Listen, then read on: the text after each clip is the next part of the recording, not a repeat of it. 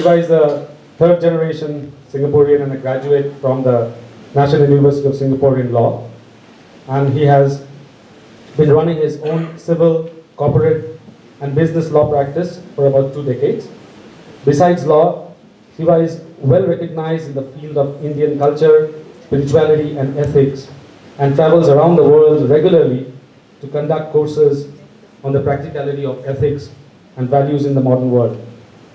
He is also the founder member and president of the Gita Reading Society in Singapore, where he runs and organizes regular weekly programs for the study of Bhagavad Gita. He is also a regular speaker at the Singapore National Museum, at the NUS and the NES Business School. He is an adjunct senior lecturer at the French Business School in Singapore on the subject of business ethics and compliance. Shiva, could I please ask you to come and offer the vote of thanks?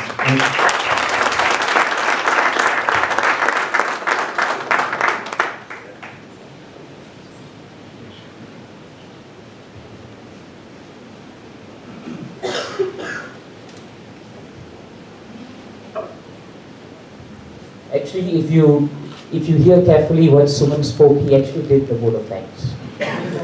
Right. So actually, I just wanted to make everyone know that Suman has worked very hard to get this going.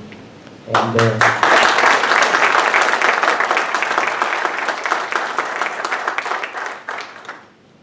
when I was getting ready today to come for the program, my wife asked me, what is the attire? And I said, it's smart casual. She said, you don't wear ties to such event.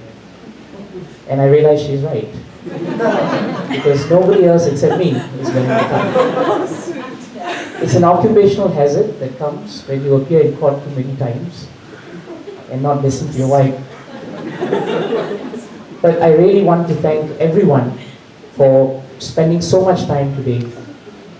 It gives us great honor, actually, more than anything else, to understand that while we have discussed a subject which is based so much on knowledge, yet it gives us great pleasure and inspiration to know that we have amongst us a personality who's not only spoken about knowledge, but throughout his lifetime he has practiced it.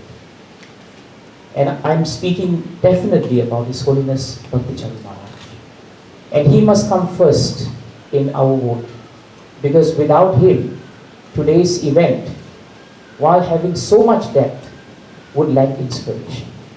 And I'm sure you would agree with me that for that inspiration, we will go home a lot richer. Thank you, Maharaj.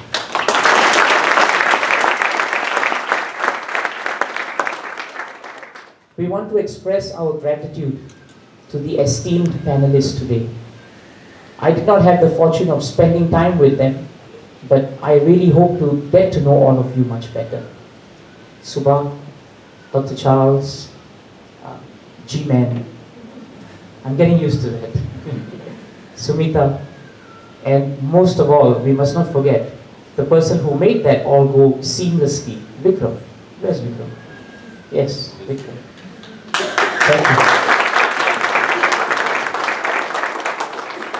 you. It also was very obvious to all of us, myself included, that each of our panelists did not speak for the sake of speaking. And it was very obvious to us that whatever they spoke, they have practiced. The difference between a good speaker and an inspiring leader is that the leader just doesn't speak, he actually practices it. There was this guru who lived in an ashram, and there was a boy who had an addiction to sweets. If you have eaten Indian sweets, you know it's very easy to get addicted to them.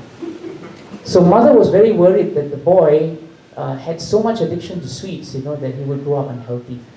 So she brought him over to the guru in the ashram and told him, my dear sir, would you be able to take care of the boy and teach him to get rid of this addiction? Guru thought carefully and said, yes, give me 2 weeks. So mother said, all right, he must be busy with appointments, 2 weeks is fine.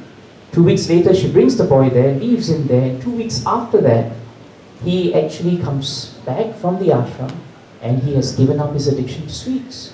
Mother, very grateful, goes over to see the guru and thanks him. And she has one question for him. My dear sir, why did you have 2 weeks? Why did you take 2 weeks to actually make sure that my son would become enrolled? Why? Was there a reason for it? And he said something very important to all of us. He said, when I realized now that this boy had an addiction to sweets, I realized that I could help him, but I needed 2 weeks to cure my addiction to sweets. And once I had done that, then I was very confident I could sit with that boy and I could transmit it. Conscious leadership is about that. And the panelists today have embodied all of that. So a very big round of applause to all of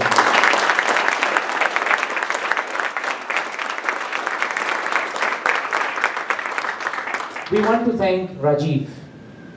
He is such an eloquent speaker. I've always asked him that he should be on the panel or he should give a speech, but he always declines on the basis of humility. But what he doesn't speak about, he acts in volumes. And he is the person who's given us the foundation of ArthaForum. And I like ArthaForum's point, ancient wisdom, modern business. And Rajiv has caused both these supposed polar opposites to actually meet. And we are the beneficiaries of it. Thank you. Thank you so much.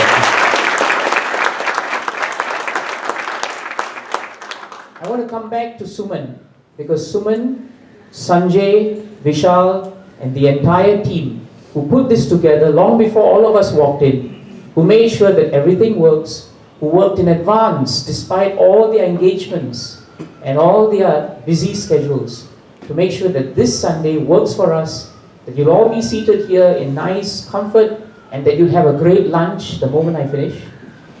To them, we offer a great vote of thanks. Thank you so much. Every year we have different panelists, if you notice, sometimes twice in a year, but it becomes a great privilege for us when previous panelists come and sit and give us the association. Today we are happy because we see Anurag, we see Sanjeev, happy anniversary once again, he's blushing, and of course we have Chandru. And it's so nice to see all of you come here and give us your support, because we have continued this forum because we were inspired by the fact that you came and you gave us your realization. So thank you very much.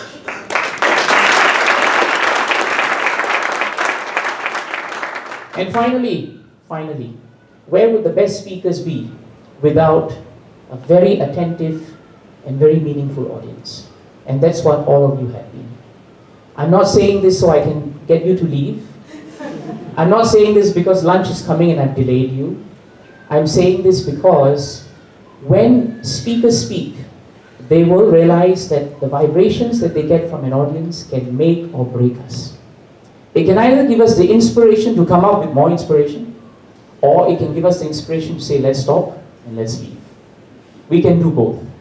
But because of your receptiveness, because of the generous response that you have given, and because of your patience and your compassion to come together for this cause, we thank you very much. You should give yourself a clap. So, where do we go from here apart from lunch? Will this become another ritual that we all felt good today and we will go back and we will continue with the daily challenges of life? Or do we make a conscious effort to think about what was spoken here? If we believe that time is of the essence, and if we believe that every day we live matters, then my humble suggestion is, let's make it known to ourselves right now that we are the leaders that this forum is addressing. And as Maharaj said, it is up to us to first become conscious of our leadership. And after that consciousness comes, define consciousness with conscience. Because when we have the conscience to know that we can become sources of happiness as well as sources of distress, then that leadership comes into being. The ability to set an example. And if we are conscious of our conscience, and if we understand that we are examples for others to follow, then that consciousness will make us connected to everyone else. I remember when Maharaj came a few years ago, he said something, and I want to end it with this. Conscious leadership is really about not just us or me, but it's about the next person. And if you realize, that's what happened to the panel today. When they were all seated here the first round, and they got up, and when Swamiji came up, the first thing he said is, let's change the chairs. Because he realized that the chairs were not really so comfortable. He wasn't thinking of himself because he had the most comfortable chair. But he expanded that consciousness to include everyone else. And that's how we have to be. It was a small gesture, but to me, it revealed the essence of what we are talking about. How do we get from me to everyone else?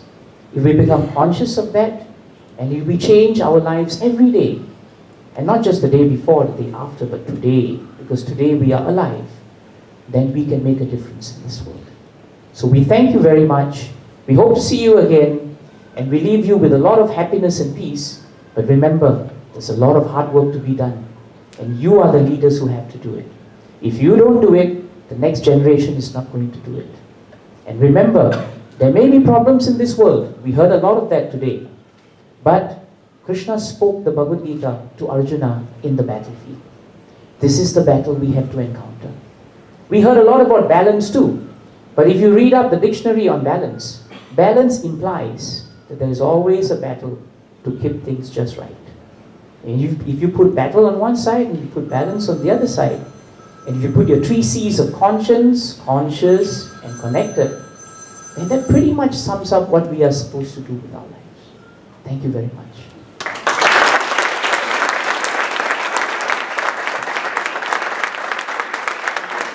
Are we on for lunch?